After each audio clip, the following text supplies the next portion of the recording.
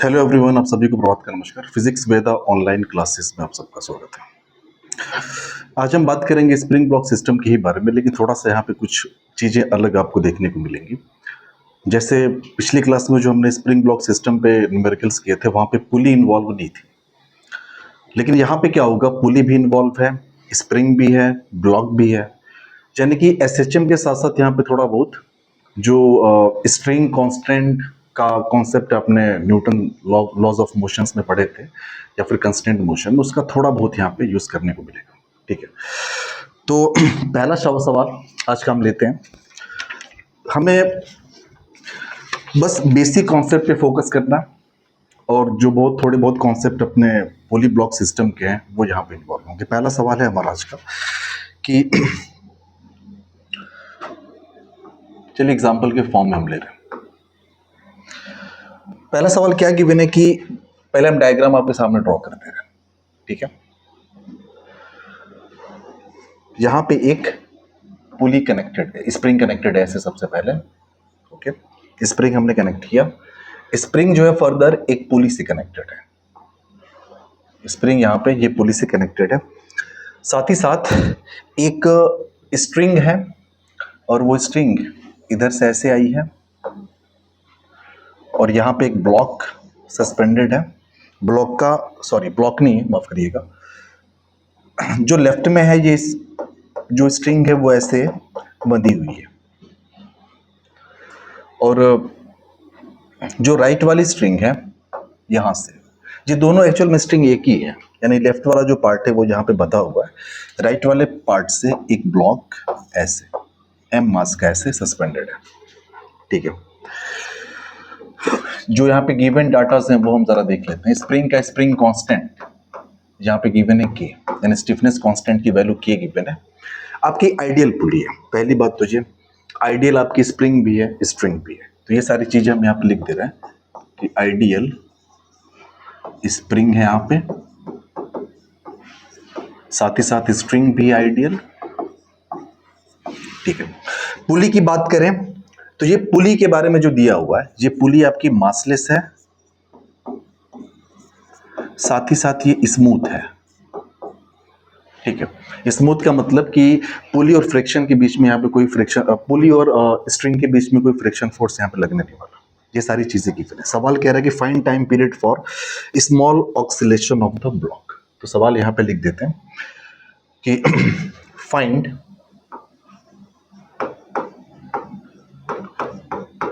Time period for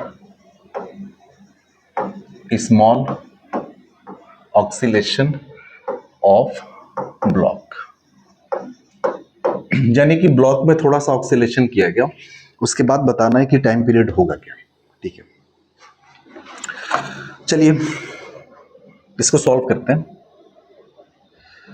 तो सबसे पहले तो यही डायग्राम फिर से हम यहां पे बनाएंगे। चलिए, तो ये हमारा पुली हो गया,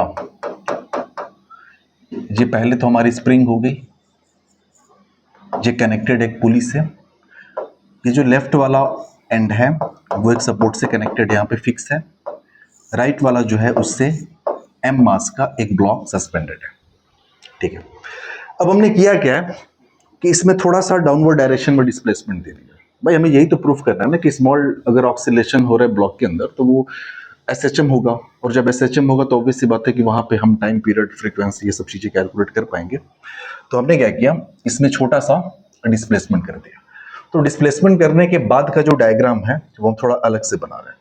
तो सबसे पहले तो ये पुली का जो सेंटर है उसके रेफरेंस में एक लाइन हम बना लें। ये जो ब्लॉक था इसके रेफरेंस में एक लाइन हमने बना लिया। ठीक है, तो डायग्राम फिर से हम ड्रॉ कर रहे हैं। तो ये जो सेकेंड डायग्राम है हमारा, इसमें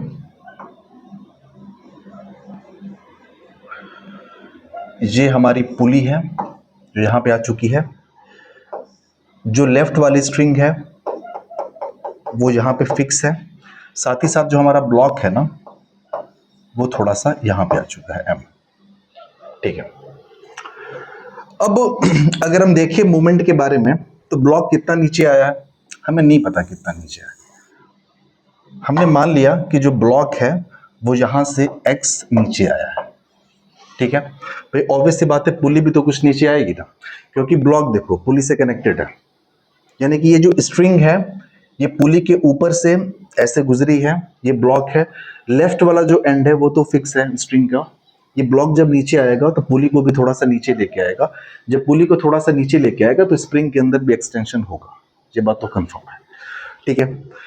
तो एक्स हमने मान लिया कि ये जो डिस्प्लेसमेंट है ब्लॉक के अंदर है, ठीक है।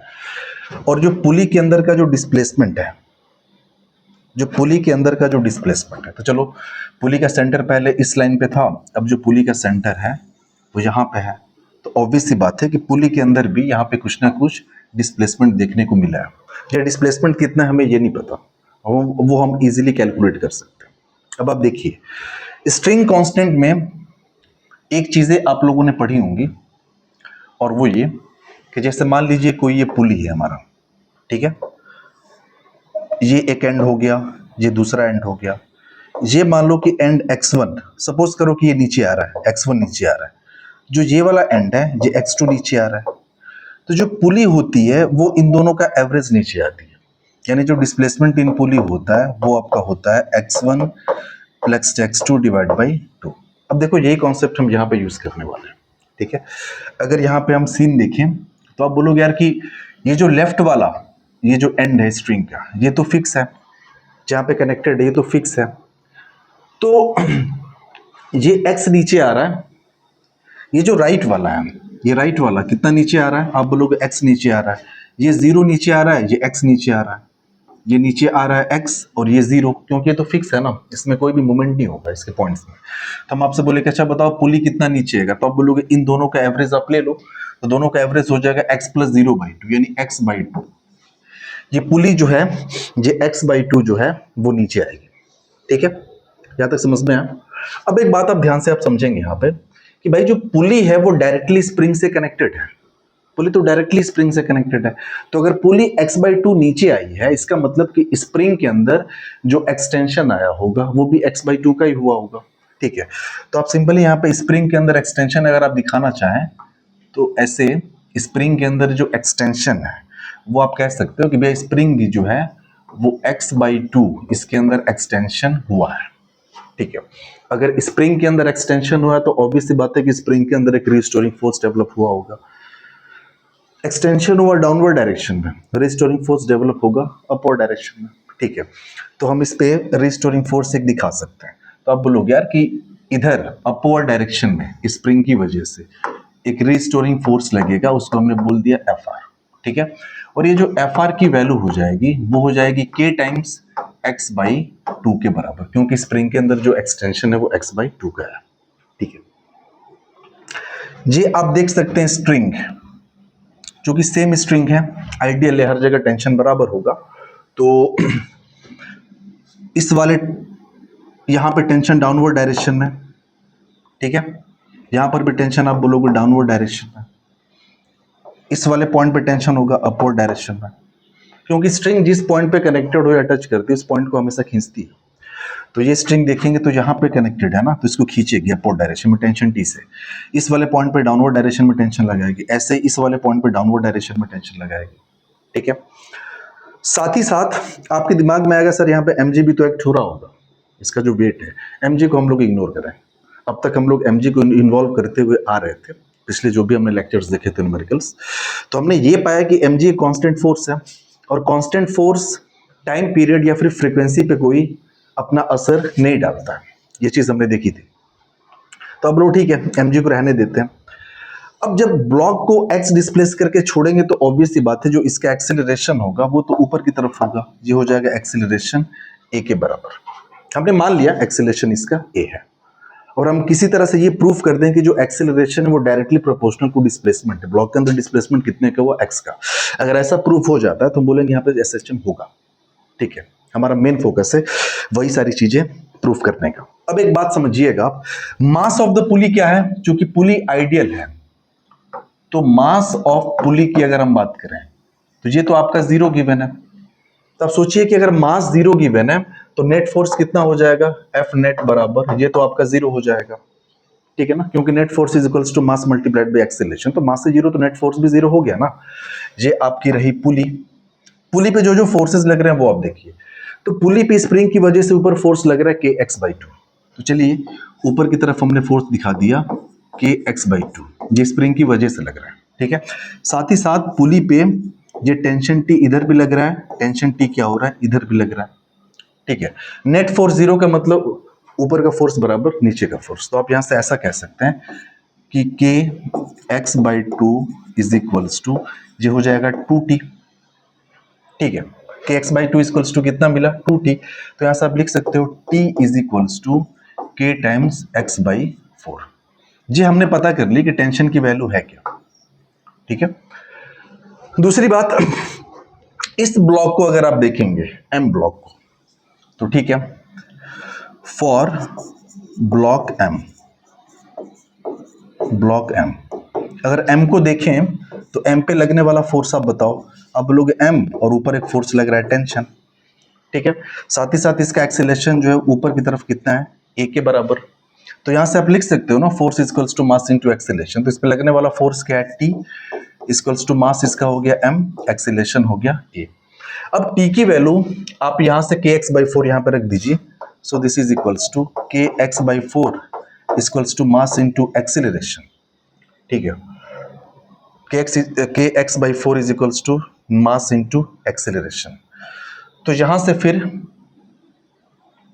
आप एक्सेलरेशन इक्वल्स टू क्या लिख सकते हो, एक्सेलरेशन इज इक्वल्स टू हो जाएगा एम नीचे आ जाएगा तो के बाई एम, और ये आपका हो जाएगा एक्स बाई फोर, ठीक है। या फिर इसको आप ऐसे लिख लो के डिवाइड बाई फोर एम, और ये हो गया एक्स, ये ए इज इक्वल्स टू हुआ। अब अगर आप इसको देखोगे ना ध्यान से तो आप बोलोगे यार कि एक्सेलरेशन इस वाले एक्सेलरेशन एक्सप्रेशन से डायरेक्टली प्रोपोर्शनल टू डिस्प्लेसमेंट आ गया। हमने ब्लॉक के अंदर डिस्प्लेसमेंट किया था एक्स का डाउनवर्ड डायरेक्शन में, और आप देखेंगे तो एक्सेलरेशन जो डायरेक्टली प्रोपोर्शनल टू एक्स आ गया। अब ठीक है, अब इसको आप कंपेयर करिए। कंपेयर आप किससे करेंगे, a is equals to omega square x से आप कंपेयर करिए। तो जब भी आप कंपेयर करेंगे ना तो आप देखेंगे कि ओमेगा स्क्वायर की जो वैल्यू है वो हो जाएगी k by four m. This is equals to k by four m, which implies omega equals to हो जाएगा under root of k divide by four m, ठीक है। तो ओमेगा हमने कैलकुलेट कर लिया, ठीक है। अब देखो यहां से तो प्रूफ हो गया था ना कि प्रूव्ड एसएचएम, कि एसएचएम ब्लॉक करने वाला है क्योंकि एक्सेलरेशन डायरेक्टली प्रोपोर्शनल एक्स आ गया। आपके दिमाग में आएगा सर एक्सेलरेशन नहीं, वो तो फोर्स डायरेक्टली प्रोपोर्शनल एक्स होता है ना, रिस्टोरिंग फोर्स। बात वही है, चाहे फोर्स डायरेक्टली प्रोपोर्शनल एक्सेलरेशन का हो, सॉरी डिस्प्लेसमेंट का हो, चाहे एक्सेलरेशन डायरेक्टली प्रोपोर्शनल डिस्प्लेसमेंट को, कोई फर्क नहीं है दोनों में, दोनों सेम चीज है।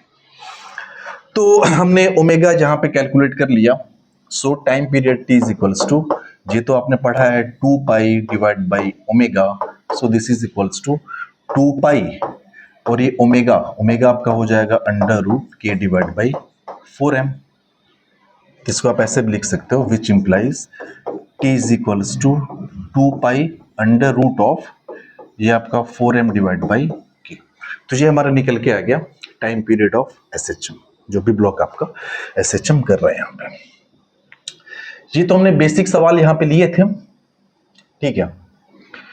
और बेसिक सवाल का मतलब कि इसमें थोड़ा बहुत स्प्रिंग कांस्टेंट यूज हुआ है, यहाँ पे जो कंडीशंस गिवन थे उसके अकॉर्डिंग आइडियल स्प्रिंग है, यानी स्प्रिंग में भी हर जगह टेंशन बराबर होगा, कहने का ये मतलब है, मासलेस आप उसको मानेंगे। स्ट्रिंग भी वही है, स्ट्रिंग में भी हर जगह टेंशन बराबर, आइडियल मतलब कि कोई भी इसमें एक्सटेंशन नहीं आने वाला, ठीक है, टेंशन हर जगह बराबर होगा। तो चलिए फिर आते अपने अगले सवाल की तरफ। जो अगला सवाल है हमारा वो थोड़ा सा इससे अलग है। थोड़ा सा अलग क्या है, वो ले दे के सारा कुछ सेम ही है, बस डायग्राम आपको थोड़ा सा अलग देखने को मिलेगा। तो अपना नेक्स्ट एग्जाम्पल, हम नंबरिंग नहीं कर रहे हैं, वो समझ जाइएगा। वो कुछ ऐसा है, चलिए पहले डायग्राम को हम ड्रॉ कर दे रहे हैं सही तरीके से। इधर से एक स्प्रिंग कनेक्टेड है, ये स्प्रिंग जो है एक पुली पे आई है, ये आपका पुली है, और फिर ये स्प्रिंग एक स्ट्रिंग से कनेक्ट होकर, सॉरी थोड़ा सा इसको बिठाते हैं,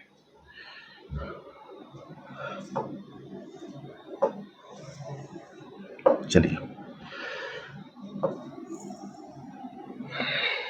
ये कुछ है सीन, डायग्राम कुछ ऐसा है, साथ ही साथ यहां पे बंधा हुआ है जे एम मास, ठीक है। अब यहां भी वही सारी चीजें कैलकुलेट करनी है हमें, तो यहां पे जो कैलकुलेट करना हम लिखते रहे, जो गिवन है वो क्या है, इसका स्प्रिंग कांस्टेंट के बराबर है, स्प्रिंग आपकी आइडियल है, स्ट्रिंग आपकी आइडियल है, और जो पुली है आपकी वो मासलेस है। ये सारी चीजें आपको गिवन है, हम सब कुछ लिख नहीं रहे हैं, आप एक बार जान जाइए बस। तो सवाल है कि फाइंड टाइम पीरियड ऑफ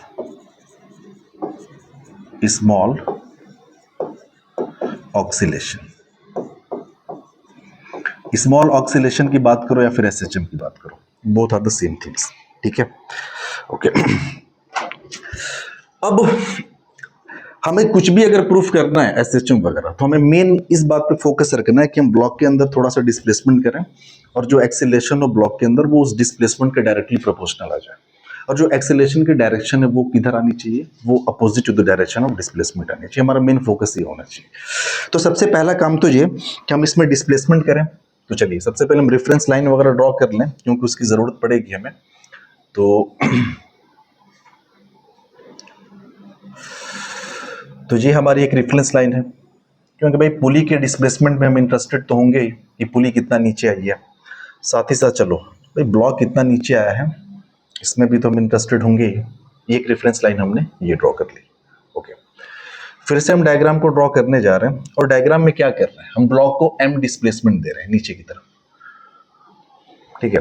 तो ब्लॉक जो पहले यहां हुआ करता था, चलो हम ब्लॉक को ही पहले बना लें। तो ये हमारा है ब्लॉक, ये हो गया एम, ठीक है।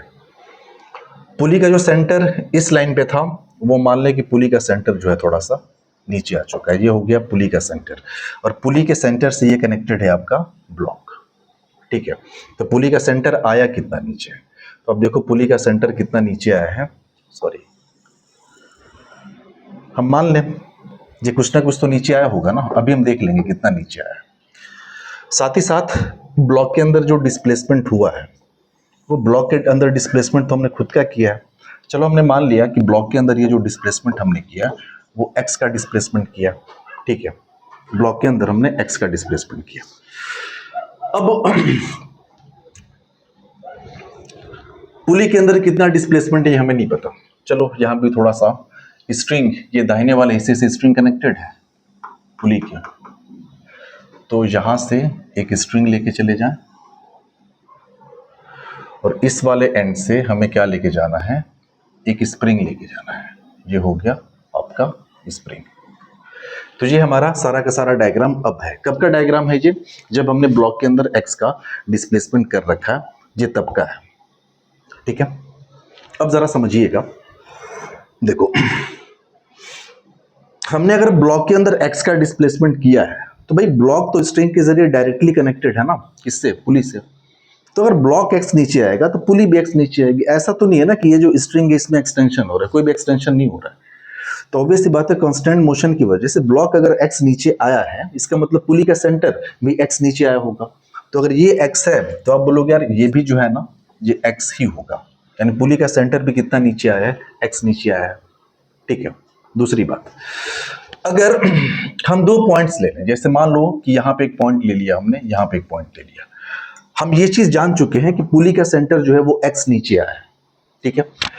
ये चूंकि फिक्स है तो ये तो मूव करेगा नहीं, राइट वाला एंड तो नीचे आएगा नहीं, ये तो फिक्स है सपोर्ट से।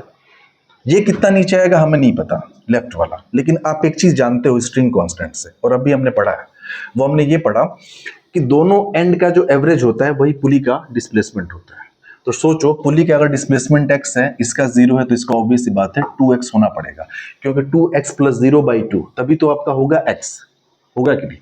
तो एक चीज हमें पता चल गया कि स्प्रिंग के अंदर जो एक्सटेंशन होने वाला है वो 2x का होने वाला है, ठीक है। इसको थोड़ा अलग से आप ऐसे देख लीजिए, हम कह रहे हैं कि पुली का ये जो सेंटर है, ये अगर x नीचे आया, ऑब्वियस सी बात है ये 0 नीचे आया है, ये कितना नीचे आया हमें नहीं पता, मान लेते हैं कि y नीचे आया है, ये वाला लेफ्ट में जो डिस्प्लेसमेंट है किसी भी पॉइंट का वो y का हुआ है, ठीक है।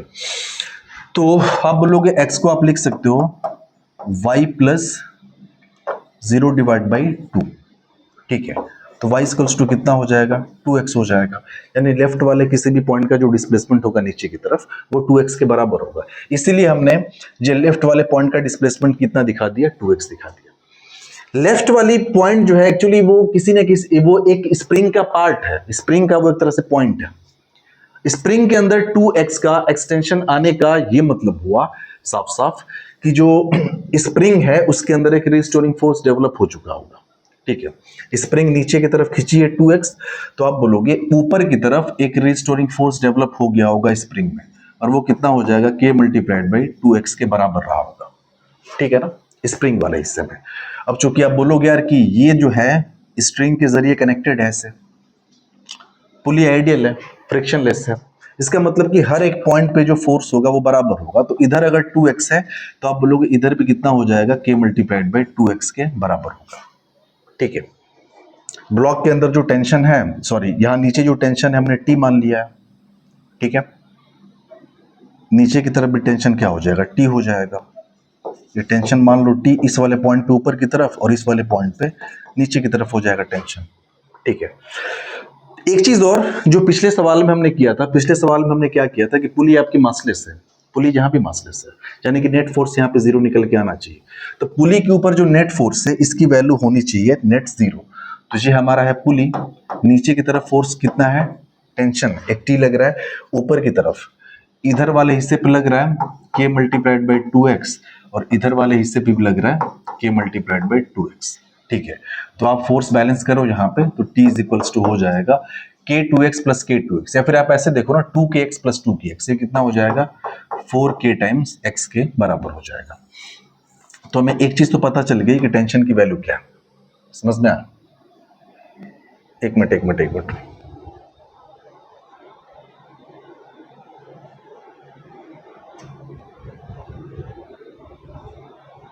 ठीक है जी, k multiplied by 4 multiplied by kx के बराबर हो गया।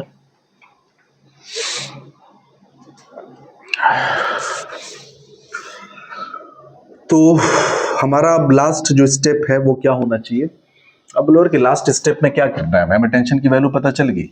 तो सिर्फ अगर इस वाले ब्लॉक को आप ध्यान से देखो, ये ब्लॉक है, इसका मास m, ऊपर की तरफ टेंशन, और वो टेंशन हमने कैलकुलेट कर लिया है 4 मल्टीप्लाइड बाई kx के बराबर। साथ ही साथ जब ब्लॉक को डाउनवर्ड डायरेक्शन में डिस्प्लेस करके छोड़ेंगे तो ये ब्लॉक ऊपर किसी एक्सेलेरेशन से जाएगा, वो एक्सेलेरेशन हमने मान लिया a के बराबर एक्सेलेरेशन है। तो आप लिख सकते हो ऊपर की तरफ ये एक्सेलेरेशन a है, तो फोर्स यानी T is equals to mass into acceleration. T की वैल्यू कितनी है 4kx, so 4kx is equals to mass into acceleration. तो यहां से हमें a मिल जाएगा, a इज इक्वल्स टू कितना मिल जाएगा 4k डिवाइड बाई m, और ये हो गया x। अभी आप इसको कंपेयर कर दो a is equals to omega square x के साथ, तो यहां से आपको मिल जाएगा omega square equals to 4k divide by m। अगर omega square 4k by m हो गया तो ओमेगा इक्वल्स टू हो जाएगा under root of 4k divide by m, ठीक है।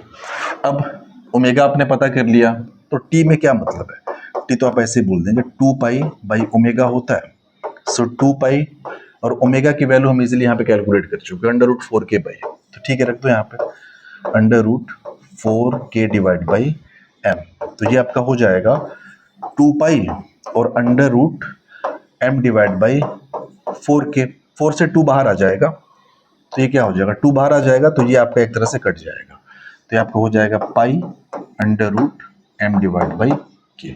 तो देखिए यहां से साफ साफ acceleration directly proportional to displacement निकला है, डिस्प्लेसमेंट ऑफ द ब्लॉक, जो भी ब्लॉक के अंदर डिस्प्लेसमेंट किया डायरेक्टली प्रोपोर्शनल डिस्प्लेसमेंट, यानी कि SHM तो आपका यहीं पे प्रूफ हो गया था ना, SHM प्रूफ्ड, और साथ ही साथ एक बार SHM प्रूफ हो गया तो जो हमारी स्टैंडर्ड इक्वेशन है a equals to omega square x, उससे कंपेयर करके ओमेगा निकाल लिया, और फिर उसके बाद क्या कर लिया हमने टाइम पीरियड वगैरह कैलकुलेट कर लिया, और यही हमें कैलकुलेट करना भी था, ठीक है। बढ़ते हैं अपने अगले सवाल की तरफ। और जो हमारा अगला सवाल है वो भी ऐसा ही है, क्योंकि हम लोग स्प्रिंग ब्लॉक और पुली तीनों को मिक्स कर रहे हैं, बस थोड़ा थोड़ा आपको फर्क दिखेगा, बाकी कोई बहुत ज़्यादा मेजर डिफरेंस नहीं है। तो ये आपका थर्ड एग्जाम्पल है। ओके, इसमें फिर से वही चीज़, ये आपका हो गया कोई रिजिड पॉइंट है जहाँ पे सारी चीज़ें कनेक्टेड हैं, और यहाँ से एक स्प्रिंग है।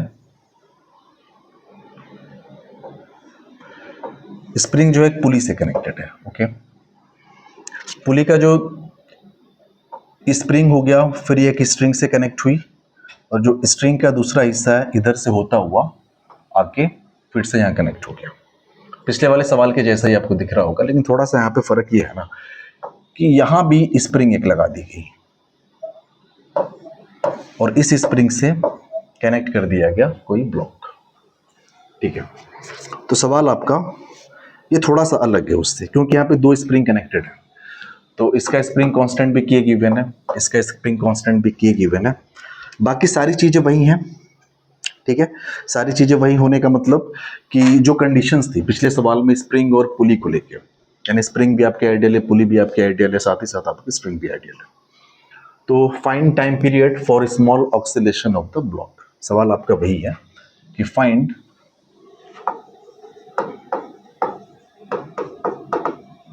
Time period for small oscillation of block. ठीक है, तो सबसे पहले तो स्मॉल ऑक्सीलेशन कराया जाए। ठीक है, तो जब स्मॉल ऑक्सीलेशन कराना है तो थोड़ा सा डायग्राम को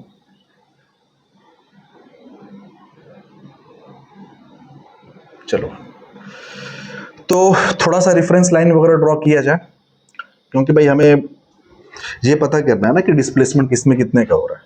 तो ये एक रेफरेंस लाइन ड्रॉ कर दिया जहां से हम ब्लॉक के अंदर के डिस्प्लेसमेंट वगैरह को देखेंगे। ये एक रेफरेंस लाइन ड्रॉ कर दिया जहां से हम पुली के अंदर के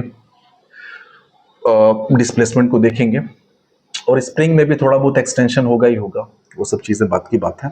चलिए, हमने क्या किया, ब्लॉक को थोड़ा सा डिस्प्लेस कर दिया, ये आपका है एम, ब्लॉक को थोड़ा सा डिस्प्लेस कर दिया, और ब्लॉक से आपका कनेक्टेड है स्प्रिंग, स्प्रिंग कनेक्टेड है, ये स्प्रिंग पुली के सेंटर से कनेक्टेड है। ठीक है, पुली का सेंटर यहां पे आ चुका है। भाई ब्लॉक नीचे कितना आया हमें नहीं पता कितना है, वो तो हम डिसाइड करेंगे ना। तो ब्लॉक जो है वो नीचे की तरफ मान लेते हैं कि हमने एक्स का डिस्प्लेसमेंट किया। ठीक है, पुली भी नीचे कुछ ना कुछ आया है।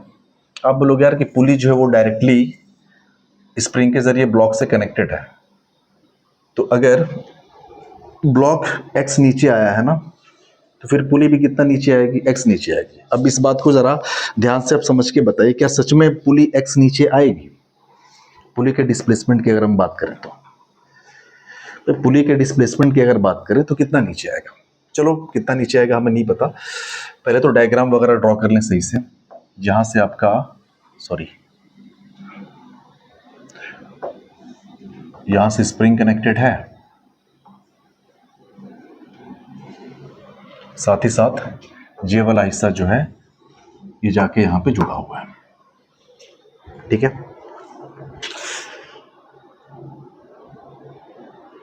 अच्छा, स्प्रिंग के अंदर हमें नहीं पता कि एक्सटेंशन हुआ कितने का, जरा इस बात पे फोकस करिएगा। अगर ब्लॉक एक्स नीचे आया है तो क्या स्प्रिंग के अंदर का एक्सटेंशन भी एक्स का होगा? ये इंपॉर्टेंट पॉइंट है, तो आपके दिमाग में थोड़ा चलेगा। आप बोलोगे अगर ये फिक्स होता ना पुली, तो ब्लॉक अगर नीचे एक्स आ रहा है तो स्प्रिंग में एक्स का एक्सटेंशन माना जाता है, लेकिन ये पुली फिक्स नहीं, पुली भी तो नीचे आ रहा है। तो हम इस बात के लिए श्योर नहीं है कि ब्लॉक के एक्स जाने से इसके अंदर एक्सटेंशन हुआ कितने का, क्योंकि हम इस बात के लिए भी तो श्योर नहीं है ना कि पुली के अंदर एक्चुअल में डिस्प्लेसमेंट हुआ कितने का। ठीक है, मान लेते हैं कि इसके अंदर जो एक्सटेंशन है पुली के अंदर, पुली के अंदर नहीं, स्प्रिंग के अंदर, वो वाई का है। हमने क्या मान लिया कि वाई जो है एक्सटेंशन है ये नीचे वाली स्प्रिंग के अंदर, इसको स्प्रिंग 2 नाम देते हैं। तो इसको थोड़ा सा यहां पे लिख लेते हैं कि late y is the extension in spring 2। हमने स्प्रिंग 2 के अंदर वो एक्सटेंशन मान लिया। अगर स्प्रिंग 2 में y का एक्सटेंशन है तो बताओ यहां पे फोर्स कितना लग रहा होगा, रिस्टोरिंग फोर्स ऊपर की तरफ। आप बोलोगे यार ये तो k इंटू वाई के बराबर लग रहा होगा, अगर y का इसमें एक्सटेंशन है तो k इंटू वाई के बराबर लग रहा होगा। साथ ही साथ इस वाले एंड पे नीचे की तरफ कितना फोर्स लग रहा होगा, आप बोलोगे ये भी k इंटू वाई के बराबर लग रहा होगा। ठीक है, के वाई ऊपर की तरफ, इस वाले एंड पे के वाई नीचे की तरफ। ठीक है, यहां तक तो समझ में आ रहा है। मैं दूसरी बात, अब इस वाले को देखिए स्ट्रिंग को, ये तो फिक्स है ना ऊपर, यानी ये नीचे आया ही नहीं होगा, इसमें कोई भी डिस्प्लेसमेंट नहीं। लेकिन अब मान लें कि लेफ्ट ये जो स्प्रिंग लगी है इसका कोई पॉइंट यहां पे हुआ करता था और वो पॉइंट अब यहां पे आ चुका है, यानी कि इसके अंदर जो डिस्प्लेसमेंट है पॉइंट के अंदर वो हमने मान लिया जेड का। क्या डिस्प्लेसमेंट मान लिया हमने? जेड का डिस्प्लेसमेंट मान लिया। राइट वाले में कोई भी डिस्प्लेसमेंट नहीं है, लेकिन लेफ्ट वाले स्प्रिंग में हमने क्या मान लिया? जेड का डिस्प्लेसमेंट नीचे की तरफ मान लिया। ठीक है, अब आप पता कर सकते हो, थोड़ा सा इस पुली को अलग से हम बनाएं।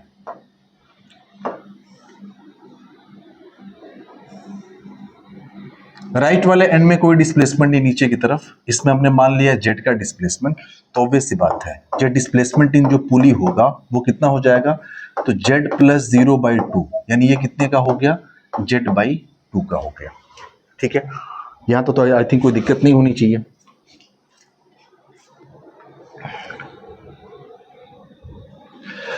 अब जरा एक बात और आप ध्यान से समझिए, अगर ये स्प्रिंग के अंदर जेड का एक्सटेंशन हुआ है तो इस स्प्रिंग के अंदर एक फोर्स डेवलप हुआ होगा, और वो फोर्स की वैल्यू होगी क्या? तो आप बोलोगे जेड का एक्सटेंशन हुआ है ना, तो ये ऊपर की तरफ इधर लगा होगा के जेड। ठीक है, और ये जो है इस तरह से होती हुई ये स्ट्रिंग ऐसे गई है, तो इधर भी आपका वही लगेगा के मल्टीप्लाइड बाई जेड के बराबर। ठीक है ना, आइडियल कंडीशन है। तो जो इधर टेंशन होगा वही टेंशन इधर होगा। तो आप एक बात यहां पे साफ साफ कह सकते हैं कि जो पिछले सवालों हम करते आ रहे हैं कि चूंकि पुली जो है, pulley is massless, pulley is massless. जब पुली मासलेस है तो इस पे लगने वाला जो नेट फोर्स होगा वो कितना हो जाएगा? वो तो जीरो होगा, नेट फोर्स लगने वाला नेट फोर्स जीरो। अब नेट फोर्स है क्या क्या उस पे लगने वाला? तो अब लोग नेट फोर्स दिखा देते हैं। तो ये हमारी पुली है, नीचे की तरफ फोर्स लग रहा है के वाई, और ऊपर की तरफ इधर फोर्स लग रहा है के जेड, और इधर जो फोर्स लग रहा है वो क्या लग रहा है? के जेड लग रहा है। ठीक है, तो के वाई को आप किसके बराबर कर सकते हैं? आप यहां से लिख सकते हो कि के वाई इज इक्वल्स टू के जेड प्लस के जेड, ये हो जाएगा 2 के जेड, के कट गया, तो यहां से आपको मिला y is equals to 2 z. y equals to क्या मिला? 2 जेड मिला। ठीक है, ओके। इस ब्लॉक को जब यहां पे छोड़ा जाएगा तो ब्लॉक ऊपर की तरफ जाएगा बिकॉज ऑफ रिस्टोरिंग फोर्स के वाई की वजह से, और यहाँ पे इसका एक्सेलरेशन ऊपर की तरफ हमने मान लिया a के बराबर। अच्छा एक बात बताओ, जहां से हम एक चीज लिख सकते थे वो क्या लिख सकते थे कि के वाई इज इक्वल्स टू, इस ब्लॉक को आप ध्यान से समझिए, इस ब्लॉक को अगर आप देखोगे तो ब्लॉक का मास m, ऊपर कौन सा फोर्स लग रहा है? के वाई, और एक्सेलरेशन ऊपर की तरफ हमने a मान रखा है। तो force equals to mass into acceleration, तो k y equals to mass into acceleration आपका हो गया a, तो a इज इक्वल्स टू आपका हो जाएगा k divide by m into y. देखो आपके दिमाग में एक चीज आएगी कि यार यहाँ पे हमने एक्सेलरेशन को डायरेक्टली प्रोपोर्शनल डिस्प्लेसमेंट प्रूफ तो कर दिया, ए डायरेक्टली प्रोपोर्शनल डिस्प्लेसमेंट नहीं, ये चीज गलत है। क्यों? क्योंकि हमने ब्लॉक के अंदर जो डिस्प्लेसमेंट है ना वो किया है एक्स का, और हमें ब्लॉक के एसएचएम की बात करनी है। इसका मतलब कि हमें एक्सेलरेशन को एक्स के डायरेक्टली प्रोपोर्शनल प्रूफ करना था, वाई के डायरेक्टली प्रूफ नहीं करना। ठीक है, तो अब क्या किया जाए भाई? सवाल यहाँ पे उठता है कि अब क्या किया जाए। यहाँ पे 3 वेरिएबल हमें दिख रहे हैं, एक तो जेड आ गया, वाई आ गया, सॉरी 3 नहीं 2 वेरिएबल हैं, जेड और वाई। तो क्या कोई और तरीका है यहाँ पे लिंक करने का? तो चलो देखते हैं और क्या कर सकते हैं हम लोग। तो आप जरा यहाँ पे ध्यान से गौर करिएगा, इसको हम इस वाली स्प्रिंग पे फोकस कर रहे हैं, ये जो बीच में है। ठीक है, हम नेक्स्ट पेज ही ले ले रहे हैं। चलिए, ये जो हमारी स्प्रिंग थी,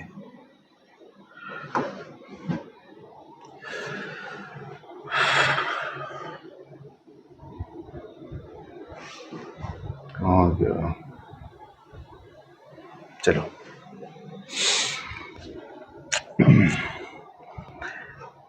ये एम एक्स नीचे गया है तो स्प्रिंग का ये वाला एंड भी कितना नीचे गया, एक्स नीचे गया। तो इस वाला एंड को हम कितना नीचे बोल सकते हैं, हम बोलेंगे कि ये वाला जो एंड है ना, ये एक्स नीचे गया। इसके एक्स नीचे जाने से जो स्प्रिंग की लंबाई है वो एक्स बढ़ी है, इंक्रीज हुई है। ठीक है। दूसरी बात, अब यहां पे ध्यान से देखो, ये पुली कितना नीचे आया है, तो आप बोलोगे यार पुली कितना नीचे आया, डिस्प्लेसमेंट इन पुली तो z/2 का हुआ है। ठीक है, ये पुली का ये जो डिस्प्लेसमेंट हुआ है ना, ये आपका हुआ है z/2 का। ठीक है, क्योंकि स्प्रिंग का ये वाला एंड हमने माना z नीचे आया है, ये 0 था तो पुली जो है वो z/2 नीचे आई है। अब देखो कि पुली से स्प्रिंग का दूसरा वाला एंड कनेक्टेड है ना, तो पुली अगर z/2 नीचे आएगी तो ये वाला एंड भी तो z/2 नीचे आएगा। तो आप बोलोगे कि देखो इसके x नीचे जाने से लंबाई बढ़ी है और इसके z/2 नीचे आने से जो लंबाई है वो घटी है। ठीक है, तो हम बोले कि लंबाई ओवरऑल बढ़ी कितना है, तो आप बोलोगे यार जो लंबाई ओवरऑल बढ़ी है ना वो x माइनस z/2 इतना लंबाई बढ़ा है, यानी इतना एक्सटेंशन हुआ स्प्रिंग के अंदर। और इसी एक्सटेंशन को हमने y मान रखा था, इसी एक्सटेंशन को हमने क्या मान रखा था, y मान रखा था। तो एक इक्वेशन और हमारे सामने आ गई, y is equals to x minus z/2, एक और भी हमारे सामने आ गई। अब देखो इसका इस्तेमाल हम लोग कर सकते हैं क्या, ऑब्वियस सी बात है, कहीं ना कहीं इसका इस्तेमाल हम लोग कर सकते हैं। तो y equals to x minus z/2, तो इसको हम कहीं लिख लेते हैं, तो यहीं पे लिख लेते हैं y is equals to x minus z/2। ठीक है, एक्चुअल में इस y की जगह पे हमें कौन सा टर्म इन्वॉल्व करना है, x का टर्म इन्वॉल्व करना है। तो आप एक काम कर सकते हैं, यहां से आप एक काम कर सकते हैं कि z आप यहां से निकाल लो, या फिर एक काम करिए आप, z इज इक्वल्स टू यहां से कितना हो जाएगा, ध्यान दो, z इज इक्वल्स टू हो जाएगा, z इज इक्वल्स टू 2 को इधर कर लो तो ये हो जाएगा y/2, z y/2 हो गया। अब इसी z को इस वाली इक्वेशन में हम पुट कर दें तो ये हो गया y is equals to x minus, z को y/2 किया, y/2 और एक 2 पहले से ही है तो ये हो जाएगा y is equals to x minus y/4। ठीक है, y/4 को इधर कर लो तो which implies y plus y/4 is equals to x। ठीक है, तो ये कितना हो जाएगा, एलसीएम लेके आप सॉल्व करिए, 4y प्लस y, ये 5y/4 is equals to x। तो y इक्वल्स टू कितना हो जाएगा, 4/5 और ये हो गया x, यानी कि y की जगह पे हम रख सकते हैं 4/5 इंटू एक्स। अब इसी y की जगह पे आप रख दीजिए, ये आपका हो जाएगा a is equals to k divide by m, और y की जगह पे हमने रख दिया 4/5 इंटू एक्स, तो आपका हो जाएगा 4/5 और ये x। तो इसको थोड़ा अरेंज करके लिख दीजिए, 4k/5m और ये x। तो अब आप देखिए एक्सीलरेशन को डायरेक्टली प्रोपोर्शनल हमने x के प्रूफ कर दिया, क्योंकि ब्लॉक में डिस्प्लेसमेंट तो हमने x का किया था ना, नीचे की तरफ ब्लॉक में कितना डिस्प्लेसमेंट किया, x का हमने किया। तो अगर एसएचएम प्रूफ करना है तो वो जो डिस्प्लेसमेंट है वो एक्सेलरेशन के डायरेक्टली प्रोपोर्शनल आना चाहिए। हम यहाँ पे देख भी सकते हैं कि जो एक्सेलरेशन है हमारा वो directly proportional displacement in the block है, एक्स की तरफ। डायरेक्शन यहाँ पे ऑलरेडी हमने ऊपर की तरफ दिखाई रखी है, इसलिए यहाँ पे माइनस नहीं आ रहा है। ठीक है, अब इसको आप कंपेयर करिए, किससे आप कंपेयर करेंगे, a equals to omega square x के साथ, तो ओमेगा स्क्वायर इक्वल्स टू हो जाएगा 4k डिवाइड बाई 5m। ठीक है, अगर ओमेगा स्क्वायर मिल गया then omega equals to under root of 4k divide by 5m। तो फिर टाइम पीरियड तो आप निकाल लेंगे ना, t equals to 2 divide by omega which is equals to 2 और ओमेगा की आप वैल्यू रखो तो ये हो जाएगा under root of 5m divide by 4k। ये आपका हो गया टाइम पीरियड। तो हमने देखा कि हमने एसएचएम भी प्रूफ कर दिया, साथ ही साथ हमने टाइम पीरियड भी कैलकुलेट कर लिया, और टाइम पीरियड कैलकुलेट हो गया, एंगुलर फ्रीक्वेंसी भी कैलकुलेट हो गई। तो ये सारी चीजें हैं जो हमने कैलकुलेट कर ली। तो यहाँ पे ये जो 3 सवाल लिए गए हैं, ये पुली ब्लॉक सिस्टम साथ ही साथ स्प्रिंग इसमें इंक्लूड कर दिया है, और फिर एसएचएम टाइम पीरियड इन सब चीजों का कैलकुलेशन यहाँ पे करवाया। ठीक है, तो बाकी भी सवाल हम लोग देख सकते हैं। जैसे एक सवाल और ले लेते हैं। वो सवाल कुछ ऐसे है कि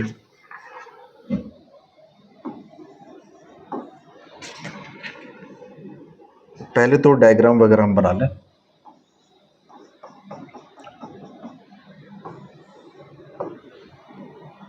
एक पुली है,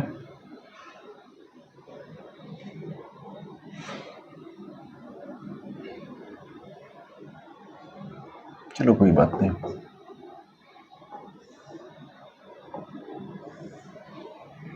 जो लेफ्ट वाला हिस्सा है वो एक स्प्रिंग से कनेक्टेड है।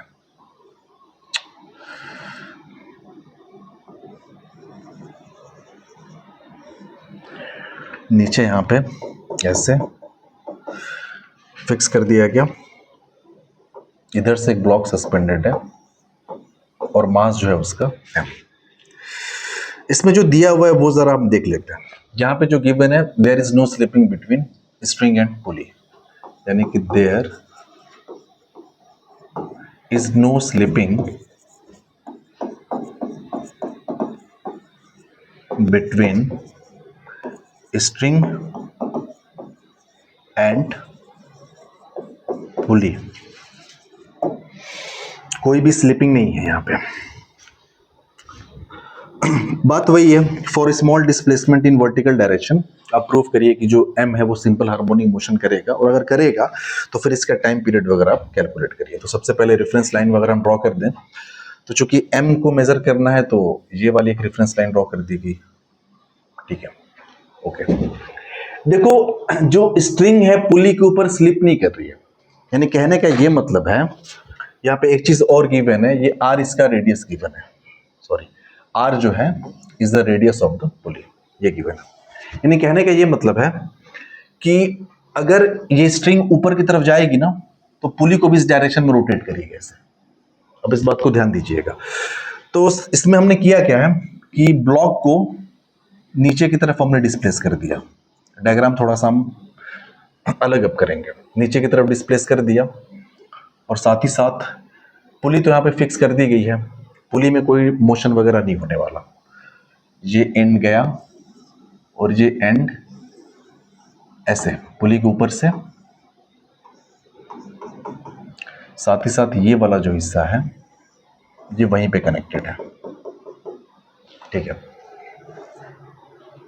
ये सीन है। कितना नीचे हमने ब्लॉक को भेजा है तो वो भी देख लेते हैं। हमने मान लिया कि ब्लॉक को जो है हमने ऐसे x नीचे भेजा है, ठीक है।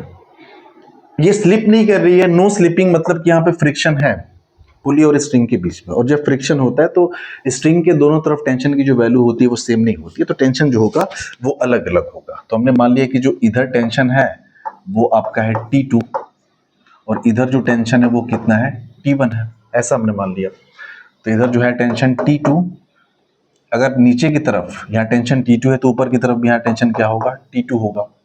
यहाँ पे टेंशन क्या मान रखा है हमने, T1 मान रखा है, ठीक है। साथ ही साथ अगर हम ये माने कि ये जो ब्लॉक है ऊपर a एक्सेलेरेशन के साथ जाएगा, भाई डिस्प्लेसमेंट करके छोड़ेंगे तो कुछ ना कुछ एक्सेलेरेशन इसके अंदर ऊपर की तरफ आएगा, तो a एक्सेलेरेशन से ऊपर जाएगा तो स्ट्रिंग का हर एक पॉइंट a एक्सेलेरेशन से ऊपर जाएगा। तो चूंकि स्ट्रिंग इसके ऊपर फिसल नहीं सकती, सरक नहीं सकती, तो ये पूरा का पूरा जो पुली है इसको ये रोटेट कराएगी किस एक्सेलेरेशन के साथ, भाई ऑब्वियस सी बात है कि इसके अंदर कोई ना कोई एक एंगुलर एक्सेलेरेशन आ जाएगा अल्फा, और वो जो अल्फा हो जाएगा वो a divide by radius r है, a डिवाइड बाई r के बराबर होगा।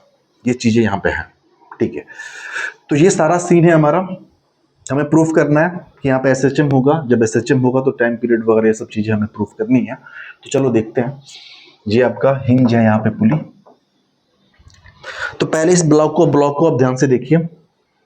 तो ब्लॉक पे जो लगने वाले फोर्स हैं, आप बोलोगे यार कि mg तो हम शुरू से ही आज के लेक्चर में mg हमने इग्नोर किया क्योंकि उसका असर टाइम पीरियड और एंगुलर फ्रीक्वेंसी पे नहीं पड़ता। तो ऊपर की तरफ फोर्स इसमें लग रहा है, दैट इज T2, एक्सेलरेशन है इसके अंदर a के बराबर।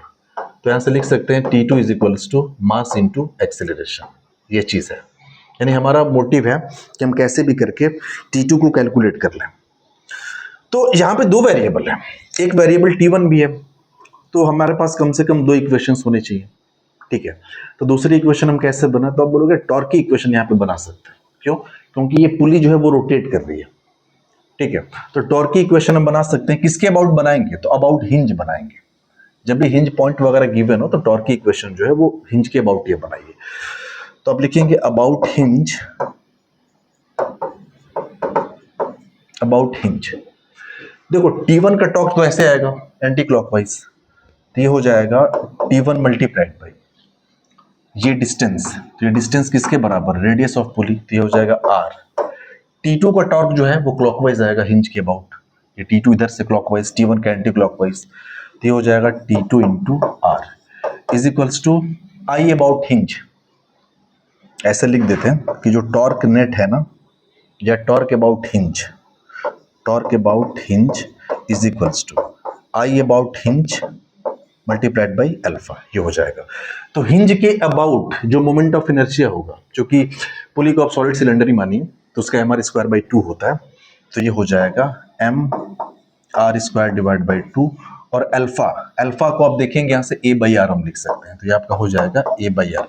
आर से ये कट गया और ये आर से ये भी कट गया, तो कहने का मतलब कि T1 minus T2 is equals to, हमारे सामने कितना आ गया, T1 minus T2 is equals to ये आ गया M, और यहां से क्या बचा A डिवाइड बाई 2। हमारे सामने ये सारी चीजें बची हैं।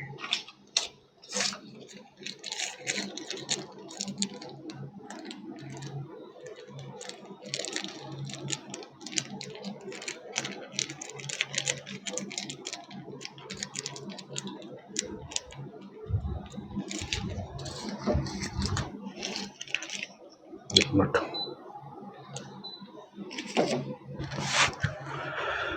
ओके।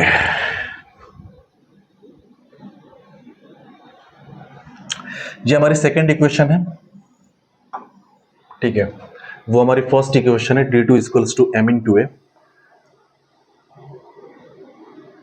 अच्छा, इन दोनों को जोड़ दें तो क्या कुछ चीजें यहां पे मिलेंगी हमें, कोई ऐसी चीज तो नहीं है जो हम लोग मिस कर रहे हैं अभी। चलो पहले इन इक्वेशंस को जोड़ते हैं, इसको कुछ नाम दे देते हैं। इसको इक्वेशन नंबर 1 नाम दे दिया, इसको इक्वेशन नंबर 2 नाम दे दिया। तो एडिंग इक्वेशन 1, एक मिनट, हम लोग क्या मिस कर रहे हैं वो अब जरा ध्यान से समझिएगा।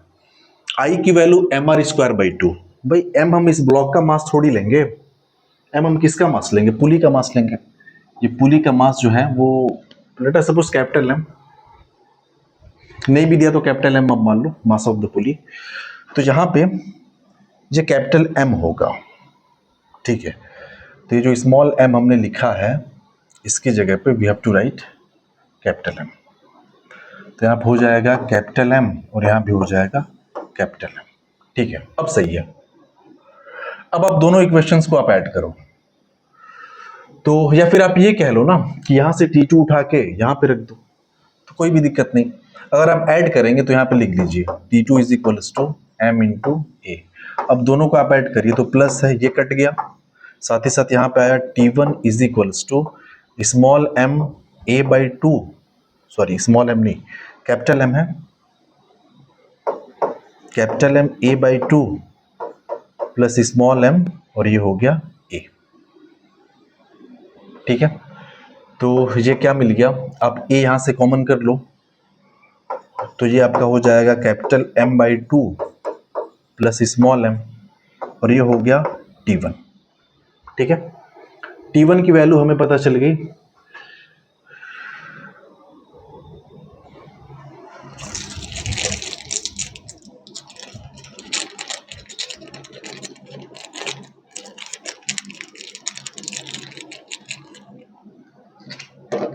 चलिए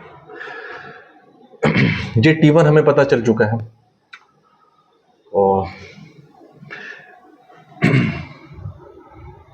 जहां पे स्प्रिंग था, ये माफ करिएगा, ये स्प्रिंग है, ओके। अच्छा एक बात बताइए, जब ब्लॉक ये x नीचे गया है, ब्लॉक x नीचे गया है, तो ऑब्वियस सी बात है ये स्ट्रिंग इधर से होते हुए आके स्प्रिंग से कनेक्टेड है, ये वाला एंड तो फिक्स है।